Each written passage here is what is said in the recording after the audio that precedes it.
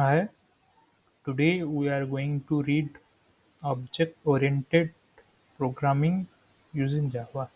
We know that Java compile the source code into machine level object code, then we execute our code. So tester Java compile bytecode first, test.class, then it will convert to executable code. Java is a platform independent language, so it is very popular. So if we write a program in C to print name in C, we can write in this way. Success has include stdoh main, uh, printf arpan panigrahi. It will print arpan panigrahi. Then we have to declare main method. In Java, we can write class test public static void main. We'll take string argument. Then we'll print the name. So Java is case sensitive. In this program, class student, we have taken integer, float, mark, and we have taken main method is 5 mark. Then it will print is in integer and mark as a float value.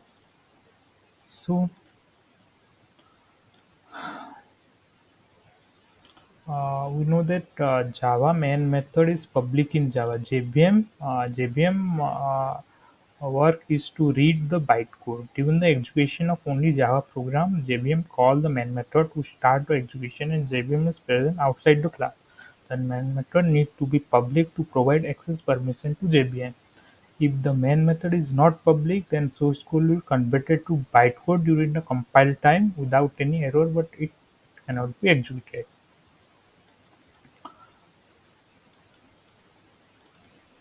So we know that the return type main method are always in static. The main method is static because JVM calling the main method upon creating the object of the corresponding class to which the main method belong to the creation creation of the static keyword is used. So object creation will be done once the control will enter to the main method. Why we know that why the return type of main method is void. To start the execution, JVM call the main method, but in return it does not export any value from function definition. We know that there are four main pillar in object-oriented programming: abstraction, encapsulation, polymorphism, inheritance. Abstraction is the process of data hiding where essential details are hidden to the outside the world and user are given their requirement. Just like a car, uh, engine part is hidden. Encapsulation is a wrapping of data into a single block. Polymorphism is many-form. It means many-form. The object can behave differently in different instance, so it is known as polymorphism. There are two types of polymorphism: combined polymorphism, runtime polymorphism. Inheritance is the most important concept in Java. We have, we'll read about inheritance in next class. Thank you.